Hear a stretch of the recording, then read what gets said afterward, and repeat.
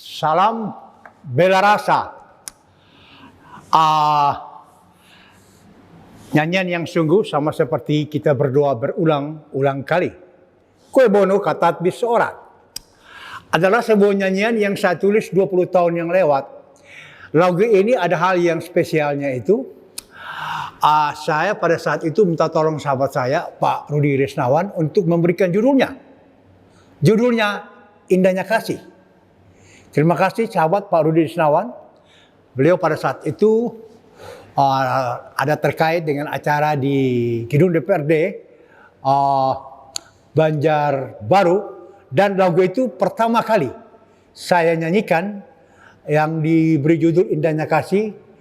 Ya, lagu itu yang berjudul adalah sahabat saya Pak Rudi Risnawan bersamaan dengan lagu Banjarbaru Kota Idaman. Indahnya Kasih.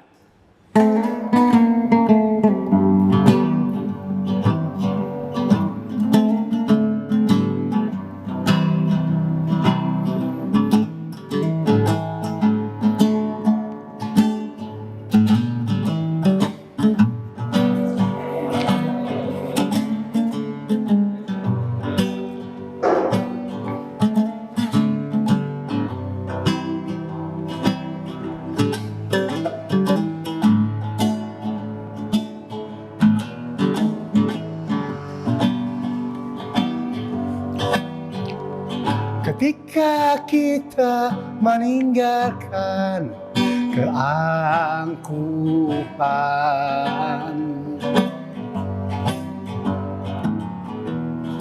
langkah ini terasa enteng,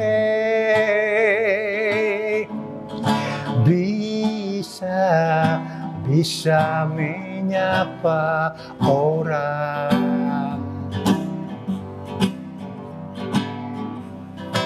dengan ramah dan tersenyumlah. Bila kita dekat dengan Tuhan,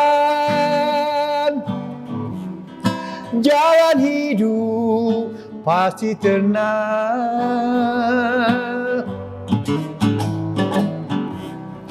Bila kita berselisih paham,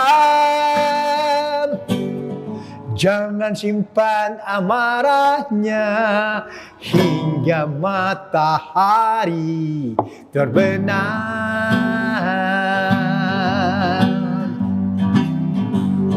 Ketika kita bersahabat kebaikan,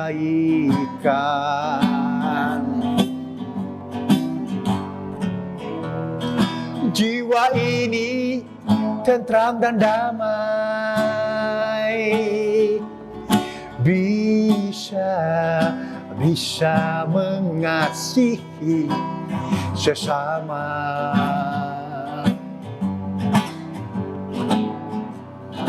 Seperti diri sendiri.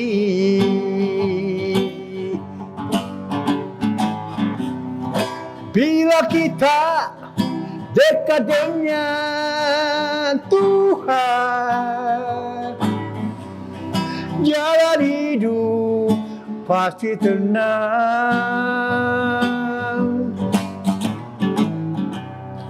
Bila kita berselisih paham, jangan simpan amarahnya hingga matahari terbenam.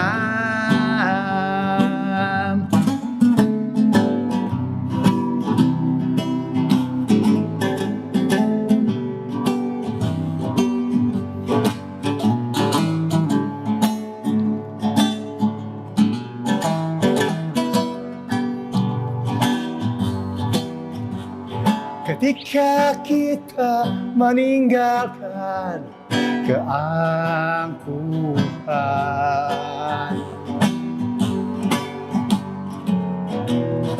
langkah ini terasa enteng, bisa menyapa orang dengan ramah dan tersenyumlah.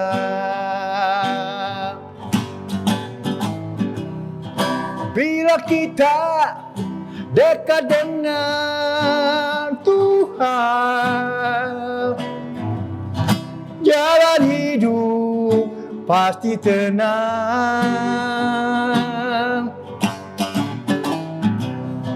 Bila kita berselisih paham, jangan simpan amarahnya hingga matahari terbenam.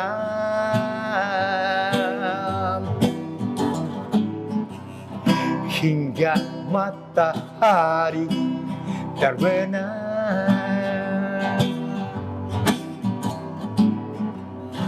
Hingga matahari terbenam.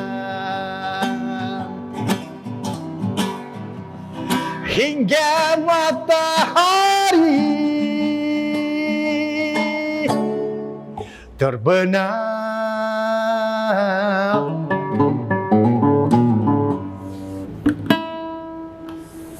Ya, indahnya kasih. Assalamualaikum warahmatullahi wabarakatuh. Berjumpa kembali kita dalam edisi kali ini. Kita masih berada di Sterlo Cafe, Jalan Gatot Subroto, Banjarmasin. Indahnya kasih, demikian sebuah lagu yang tadi dibawakan dengan sangat apik oleh sahabat saya, seorang advokat senior dari Kota Banjarbaru. Siapa lagi yang tidak kenal dengan beliau, Robert Indra Sulu. Selamat siang, Bang Robert. Ya, selamat siang menjelang sore. Siang, kabar baik hari ini? Kabar baik. Bang, lirik yang sangat menyentuh. Ada banyak yang tadi abang ungkapkan, abang sampaikan dalam lagu Indahnya Kasih, bicara tentang Banjarbaru, sebuah kota idaman. Ada satu kalimat nanti sempat saya catat, Bang. Bila kita dekat dengan Tuhan, maka hidup akan tenang. Bang, sebelum kita lebih jauh, hari ini dalam sudut pandang saya akan bicara lebih jauh, bicara lebih banyak dengan sahabat saya, Bang Robert Indra Sulu. Namun sebelum masuk ke bagaimana sesungguhnya seorang Bang Robert Indra Sulu, bagaimana aktivitas beliau, dan bagaimana kemudian hari ini ada hal yang penting nih. Hari-hari sekarang, misalnya di saat ini ketika kemajuan teknologi itu luar biasa, bagaimana media sosial hari ini berkembang dengan sangat masif, bagaimana kemudian kita melihat dunia hari ini dengan segala warnanya, bagaimana kemudian itu yang akan kita cermati hari ini dalam sudut pandang seorang Robert Indra Sulu. Tapi pertama saya ingin ke kalimat tadi, Bang. Bila kita dekat dengan Tuhan, maka hidup akan tenang. Bang Robert. Ya, kesaksian dalam sebuah lagu itu selalu menjadi nyata. Dan itu kesaksian. Kesaksian hidup saya. Lagu itu ada pesan-pesan spiritual, ada pesan-pesan tentang perjalanan secara personal saya. Ada juga hal-hal yang terkait dengan profesi. Ketika saya berinteraksi dengan siapapun juga itu, ada hal yang merupakan satu tantangan untuk saya bisa benar-benar itu bahwa bila kita dekat dengan Tuhan, jalan hidup pasti tenang. Itu nyata. Bukan kata berkata-kata. Begitu banyak tantangan saya dalam perjalanan hidup. 65 tahun bukan perjalanan yang pendek, dan memperkat 35 tahun. Ya. Lagu itu yang menginspirasikan saya, perjalanan secara personal, pribadi itu, saya selalu menyampaikan bahwa sebetulnya RAS, rindu, harmoni selamanya. Rindu, harmoni selamanya. Ketika kata itu hinggap kepada kita merasa damai. Ketika ada persoalan antara, sahabat bisa membayangkan saya bagaimana bisa menempatkan diri ketika saya di dalam persidangan itu antara menjalankan profesinya ini kan ada persoalan saya berhadapan dengan tergugat, ada persoalan yang prinsipal. Saya harus bisa memisahkan itu pada waktu yang tidak terlalu lama di dalam persidangan dan di luar. ketika kita berteriak dan mungkin ada terjadi sesuatu di dalam persidangan itu yang mungkin tidak mengenakan ruang sidang apalagi majelis hakim. Tetapi seketika itu saya begitu selesai sidang, saya peluk klien saya peluk lawan saya. Dan itu bukan hal yang mudah. Betul. Untuk menyatakan itu.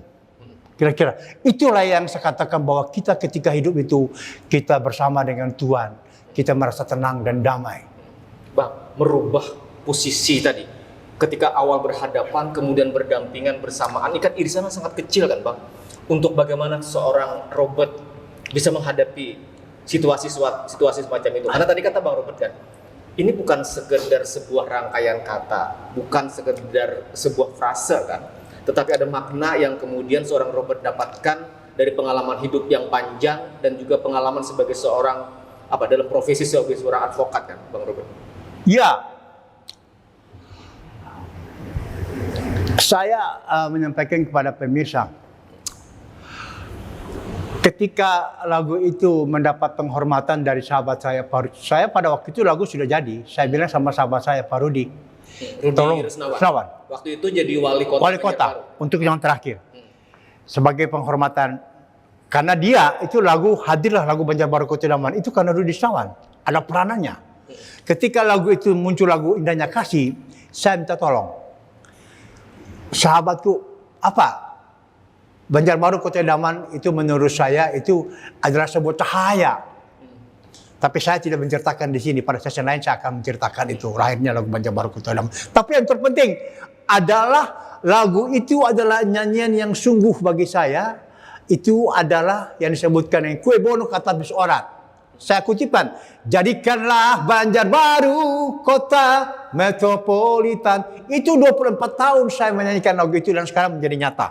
Yang terpenting itu pesan lagunya itu. Dan itulah kekuatan dari Robert Chandra Sulu. Ketika dia menulis lagunya, itu adalah kekuatan itu lahir dari sebuah perjuangan. Ada sebuah pergumulan yang cukup panjang. Sahabat bisa membayangkan, ini lagunya ini kan kalau Banjarbaru sudah dikenal kemana-mana. Tetapi lagu Indahnya Kasihnya ini kan, lagu ini kan saya harus memperkenalkan itu kepada yang terhormat teman-teman saya di gedung DPRD. Bukan hal yang mudah. Maka dengan segala hormat saya minta, ini sudah jadi lagu, Pak Rudi, tolong dia pelajari, dia tulis Indahnya Kasih. Terima kasih Pak Rudi Resnawan. Itu. Jadi luar biasa di situ. Itu ya lagunya itu adalah kekuatan bagi saya untuk senantiasa agar saya harus betul-betul menulis lagunya itu agar bisa menjadi sesuatu yang nyata, yang bisa mendorong orang lain untuk ayo kita berbuat baik. Kalau ada amarah, jangan sampai matahari terbenam itu, jangan simpan amarahnya. Saya dengan berocol itu saya boleh saja berbeda pendapat saat ini, tapi jangan dibedakan. Nah itu yang paling sulit. Itu yang bukan hal yang mudah. Bang Robert, sebentar. Ini menarik Bang. Kita boleh saja marahan, kita boleh saja berbeda, tetapi tidak boleh berlama-lama itu. Itu kan tidak baik. Tapi kan tidak gampang untuk kemudian mengaktualisasikan, mewujudkan itu dalam pergaulan keseharian. Seringkali kan ada dendam, ada sakit hati, ada tidak nyaman dan segala macam. Tapi seorang Robert, keyakinan saya, sesuai dengan keyakinan saya, amarah itu ada ternyata setelah saya baca, itu ada batasnya. Makanya disebutkan, jangan simpan amarahmu sampai matahari terbenam. Artinya jangan berlama-lama. Kalau misalnya pagi ini selesai, jangan sampai matahari sudah tutup, kita masih marah-marah. Tidak bisa. Segeralah berdamai. Harus segera berdamai, itu maksudnya. Jadi pesan teologis itu nyata dalam lagu ini. Dan itu bukan hal yang mudah. Sahabat tahu enggak, ketika saya menulis lagu ini, saya tidak mampu. Saya tidak mampu. Bahkan saya tidak beranikan menyanyikan lagu ini kecuali karena pada saat itu memang ada Pak Rudi Resnawan. Sahabatku, aku ini sudah terakhir di sini sebagai wali kota kedua. Oke, kalau begitu bagi dia sama waktu itu. Berat sekali. Jangan simpan amarahnya sampai matahari terbenam. Sekarang juga saya sedang belajar tentang itu. Boleh saya minum air? Bang Robert, orang kenal dan paham seorang Robert Indra Sulu itu sangat berbeda dengan seorang yang Rudi Resnawan. 2 periode menjadi wali kota Banjarbaru, 1 periode menjadi wakil gubernur Kalimantan Selatan. Boleh cerita nggak sih Bang, awal perkenalan seorang Robert Indra Sulu dengan yang namanya Rudy Risnawan itu, kemudian menjadi sahabatnya seorang Robert? Dimulai dengan sebuah perbedaan. Saya kenal dia mulai dari sebuah perbedaan. Ketika beliau itu mengeluarkan IMB di Simpang 4, izin mendirikan bangunan, saya gugat. Perkara nomor 1 di Pateon. Boleh cek aja di tahun itu. Perkara yang menghebohkan itu saya melakukan perlawanan artinya bersiking rek. Menggugat pemerintah pertama kali di Kalimantan Selatan, Robert Indra Sulu, perkara nomor 1. Saya gugat itu karena mengeluarkan IMB itu di atas tanah yang punya masalah. Dan itu berhasil. Sejak itu sampai hari tadi, saya dengan dia, bahkan satu kesempatan dia bilang bukan hanya sekedar sahabat. Robert Indra Sulu adalah saudara saya. Karena persahabatan itu tanpa syarat.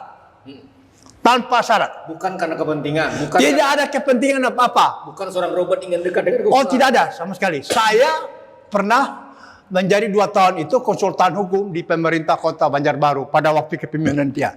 Saya bahagia sekali. Catatan saya, boleh cek, saya tidak ada punya kepentingan apa-apa. Keluarga saya pun tidak ada pernah yang saya masukkan di situ. Tidak ada. Tidak ada sama sekali. Bukan berarti tidak bisa. Jadi clear sampai sekarang ini. Beliau sampai jadi wakil gubernur, saya tidak pernah datang ke tempat dia. Saya tidak pernah ada. Itu saya. Sampai sekarang kami luar biasa. Kalau ketemu rindu sekali dengan dia. Jadi saya dengan dia persahabatan terjaga dengan baik karena tidak ada punya kepentingan apa-apa. Saya kan bukan orang politik. Ya. Jadi tidak ada kepentingan di situ. Tidak ada punya kepentingan. Bang Robert, dengan pesan yang tadi sangat luar biasa, pesannya kan sangat kuat Bang dalam lagu lagi kan. Bicara soal bagaimana kita merawat keberagaman, bagaimana kita hidup dalam damai, hidup dalam saling mengasihi, menyayangi. Ini kan sebuah model sosial yang harus tetap kita pertahankan, kita pupuk dan kita perbesar agar dia tumbuh, Bang. Karena ini yang acap kali kemudian bisa mencabik, bisa merobek tenun kebangsaan kita yang hari ini sudah utuh. Sedikit-sedikit kan bisa rapuh ketika orang tersinggung, orang mudah marah dan segala macam. Apalagi Bang, tadi kan saya buka dengan hari ini media sosial kan tumbuh dengan sangat luar biasa Bang. Orang bisa menyampaikan kebencian, kemarahan di situ. Dan itu dengan sangat tidak produktif kan, Bang. Ya. Pertanyaan ini menarik kali. Saya melakukan sebuah penyelusuran. Bahkan saya membaca buku bahwa di atas 60% kehidupan sekarang di dunia ini orang tergantung dengan maaf saja itu barang ini. Betul. Bahkan di dalam satu rumah juga terkadang mereka tidak bicara seperti biasa, tidak. Bro, apa saja sekarang ini, mau orang meninggalkan, lahirkan orang semua, orang cukup dengan barang ini. Ya, dalam rumah mereka terkadang tidak ngomong begini lagi. Ya. Apalagi dengan maaf saja, AI. Betul. Yang sekarang lagi ramai. Kecerdasan buatan. Saya harus menyatakan dengan rendah hati, ya saya tidak sependapat. Karena tidak ada rasa di situ. Tidak ada rasa di situ. Tidak ada rasa. Jadi seorang robot betul-betul menunjukkan. Saya melawan itu. Saya melawan dengan cara setiap pagi sudah 2 tahun itu saya berbela rasa. Setiap pagi itu sudah 2 tahun. Itu buku yang saya tulis dan setiap pagi afirmatifnya itu bela rasa, selamat pagi, sahabat. Kompak komunitas pagi, kompak selalu dan sesuai dengan kalau hari ini renungan, hari Sabtu ada istilahnya. Kalau hari Senin ada. Semuanya itu adalah karya saya. Jadi pesan positif yang ditularkan. Pesan afirmatif positif yang saya sampaikan agar kita berkreatif yang positif. Itu maksudnya. Jadi jangan sampai itu mengambil sana, ngambil sini, kumpul satu proyek jadi sebuah lagu. Oh itu saya lawan. Saya lawan. Makanya setiap pagi kepada sahabat juga ada itu. Betul. Sahabat ini adalah masuk kepada orang yang 156 orang yang setiap pagi saya mengirim itu kecuali hari Minggu atau mungkin saya naik gunung atau mungkin saya sakit atau handphone rusak. Kalau tidak dari hari ini sampai Sabtu, Robert Indra Sulu selalu menyapa selamat pagi. Itulah karya. Suatu ketika itu yang akan berbicara tentang kehidupan saya, bahwa saya membagi rasa. Ya, bela rasa. Jadi bagaimana kemudian disitulah seorang Robert Indra Sulu menularkan semangat dan nilai positif yang harusnya kita bangun. Bukan kebencian, kecurigaan yang itu sangat berbahaya. Berbahaya, sangat berbahaya sekali. Sekarangnya ini dengan adanya AI-nya itu ya bermacam-macam, itu yang namanya fitnah, tipu menipu dan segala macam hujat menghujat. Orang bisa melakukan itu. Sekarangnya ini caranya bagaimana melakukan itu? Setiap pagi jam 5 buka afirmatif Robert Indra Sulu ada menyampaikan pesan bela rasa. Itu salah satu bentuk kreatif untuk menyampaikan kepada para siapapun juga itu bahwa masih banyak hal yang harus kita buat untuk menyambut paginya itu. Ya, Bang, itu juga kah, ini kan jadi pertanyaan nih, itu juga kah yang kemudian mewarnai setiap karya lagu yang ditulis seorang Robert Indra Sulu? Kan orang melihat Robert ini sangat produktif dalam menulis, dalam menciptakan lagu dan segala macam kan, Bang. Itu juga yang kemudian menginspirasi pesan-pesan yang kemudian hari ini tersampaikan oleh seorang Robert Indra Sulu. Ya. Saya punya perpustakaan. Ada kurang lebih 1.700 judul buku ya.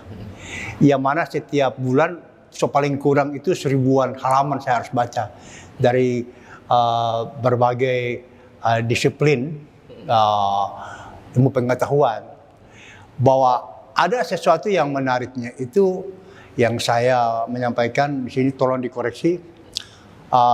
Saya sering berkomunikasi dengan sahabat saya Pak Habib Said Abdullah. Ya. Ya. Mantan Sekda Banjarbaru. Ya. Pak Habib, tolong dikoreksi kalau saya sedang belajar terhadap masalah Islamologi ya, bahwa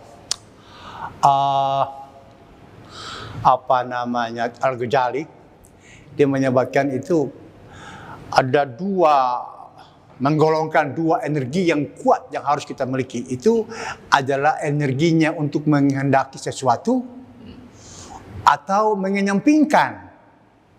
Nah, ini dia. Ya. Ada terkait dengan pertanyaan tadi. Ya. Kalau memang tidak perlu ya kita kesampingkan saja. Kalau tidak perlu. Tidak perlu, karena itu bikin habis-habis energi. Jadi saya baca itu Al-Ghazalinya itu dia menyampaikan demikian bahwa ya kalau apa yang kita inginkan ya boleh saja, tetapi kalau memang ada dua kelompok menginginkan yang satu kita kesampingkan saja.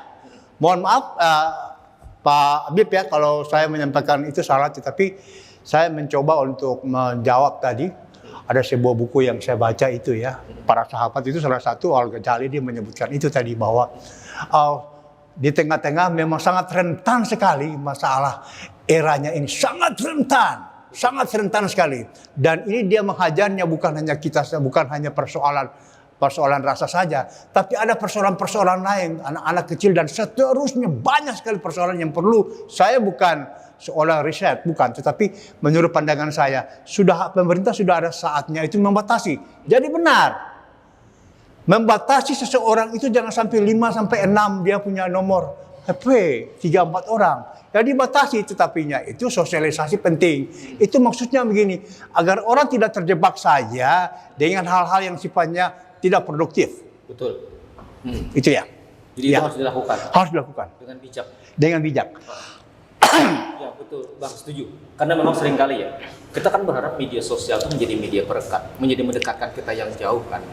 Tapi nyatanya hari ini seringkali media sosial itu malah menjadi ansosial, membuat kita menjadi ansosial kan Bang, membuat kita menjadi saling bermarah-marahan. Nah, karena tadi rasa yang kata Abang sampaikan itu kan hilang. Nah, maka kemudian pesan positif yang setiap pagi selalu disampaikan oleh seorang Bang Robert Indra Sulu itu kan harus semakin diperlebar spektrumnya kan Bang. Saya senang ya sebagai salah seorang sahabatnya Robert Indra Sulu yang setiap pagi juga menerima itu setiap pagi. Dan itulah apa ya? Saya merasa ini hal yang berbeda dari seorang Robert Indra Sulu dibandingkan dengan sahabat-sahabat yang lain. Ya, saya hanya mau menyampaikan kepada pemirsa, sesungguhnya hidup adalah sebuah persiapan untuk kita pulang menghadap Sang Pencipta. Apa yang harus kita persiapkan? Yang harus kita persiapkan itu jejaknya itu harus lagi. Paling gampang, tidak 1 detik saja. Bela rasa, selamat pagi, sahabat, kompak selalu, RHS, rendah hati saja. Itu maksudnya. Jadi Orang setiap pagi daripada dia sibuk dengan segala macam, dia buka. Pada akhirnya sekarang saya sudah mendapatkan ribuan. Dan ini menjadi buku kedua. Kita kalikan aja. Satu hari itu saya antara 150 sampai 200 orang. Setiap pagi judulnya berganti terus. Betul. Kalau dikalikan 1 tahun 365. Tidak usah 365. 300 hari saja. Berapa jumlah orang yang sebetulnya yang betul-betul kita punya nilai untuk menyampaikan kabar apa. Hidup itu, kata Ustaz Jeffrey, tidak cukup hanya berbuat baik, tapi harus bermanfaat. Tidak hanya berbuat baik, tetapi harus bermanfaat. Harus bermanfaat. Bang, pertanyaan berikutnya, apa sih yang dicari oleh seorang Robert Indra Sulu? Ya, pertanyaan itu saya selalu menyampaikan bahwa saya posisikan diri saya sebagai seorang pemula. Ya, yang dikatakan bahwa dunia ini sebetulnya itu yang paling luasnya itu ada lebih luas. Dunia itu adalah dalam diri kita ini jika bandingkan dengan dunia yang kita saksikan. Itu saya. Dunia ini, apa yang ada di dalam diri kita lebih luas jika bandingkan apa yang kita lihat di sana. Itu pemahaman saya. Artinya persoalan rasa, bela rasanya ini adalah sesuatu yang membuat saya senantiasa harus berdoa dan belajar terus. Dan bukan hanya saya. Setiap pagi 1 jam. 1 jam saya. Jam 5 sampai jam 6. Bahkan terkadang jam 4. Sudah merupakan satu kebutuhan. Terima kasih Tuhan. Usianya ini dia seperti saya tidak tahu kapan dia berakhir. Tapi saya minta ada waktu agar jejak hidup saya seperti disampaikan oleh Ustaz Jeffrey bahwa tidak cukup berbuat baik, tapi hidup harus bermanfaat bagi orang banyak. Itu dia. Sehingga nanti ketika pada saatnya setiap kita kan akan tidak ada lagi. Ya. Kemudian ketika tidak ada lagi ada hal yang dikenang dari seorang. Itu tidak pernah mati. Jejak hidup seseorang tidak pernah mati. Tidak pernah mati. Jejak hidup seseorang tidak pernah mati. Oleh karena itu, waktu yang ada itu ya pagi inilah. Jangan nanti kita pagi belum apa. Sekarang ini kalau orang bangun pagi, maaf saja, yang dia sibuk bukan cari air putih, tapi dia sibuk, mana handphoneku ya, mana itu dan segala macam. Begitu Dia tergantungnya orang. hampir saya lihat, tidak usah jauh-jauh, di orang-orang yang dekat dengan saya pun begitu dia. Dia kalau dia bingung dia kalau handphone ada di mana ya, dia apa dan segala macam dicari. Ini sudah merupakan, itu boleh-boleh saja. Makanya saya mengajak agar kita kreatif dan produktif. Jangan sampai kita itu menyampaikan hal-halnya itu yang membuat orang susah. Tapi kabar baik bro, perhatikan saya menyampaikan setiap paginya itu bro adalah peserta yang 150 sekian itu. Kabar baik selalu saya menyampaikan dan itu karya saya, hasil bacaan saya. Kira-kira begitu. Ya. Oke, Bang Robert Indra Sulu, luar biasa diskusi kita, obrolan kita, percakapan kita hari ini. Dan ada banyak hal yang tadi saya dapatkan. Tapi yang paling penting poinnya adalah seorang Robert Indra Sulu ingin meninggalkan jejak yang kemudian nanti dikenang sebagai sebuah kebaikan, sebagai sesuatu yang kemudian dikenang oleh generasi akan datang. Bahwa seorang Robert Indra Sulu meninggalkan karya-karya terbaik. Itu yang penting. Ya. Sebelum saya tutup, saya selalu biasakan diri meniup harmonika, boleh? Boleh, silakan Bang Robert. Saya ambil harmonika. Saya setiap kali acara itu ciri khas saya, ya, adalah selalu saya tiup harmonika.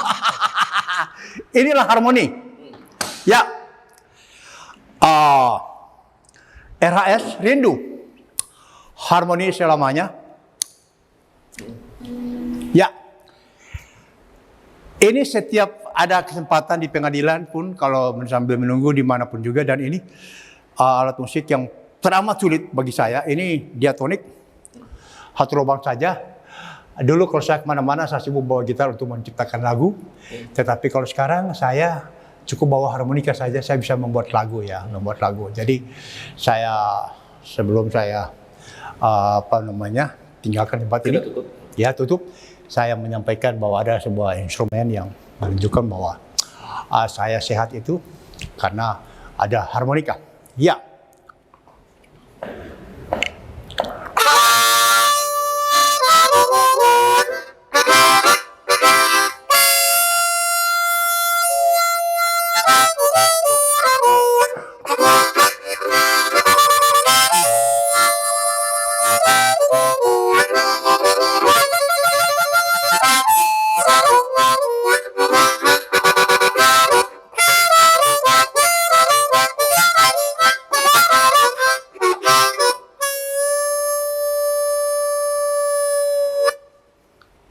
Sobat Hendra Solo. Oke. Oke, baik. Demikian tadi sudut pandang kita melihat dalam musik yang berbeda dengan cara pandang yang berbeda untuk menemukan makna yang lagi-lagi harusnya juga berbeda. Hari ini ada banyak hal, ada banyak pelajaran yang kita dapatkan, kita peroleh dari seorang sahabat yang namanya Robert Indrasulu. Terima kasih dan wassalamualaikum warahmatullahi wabarakatuh.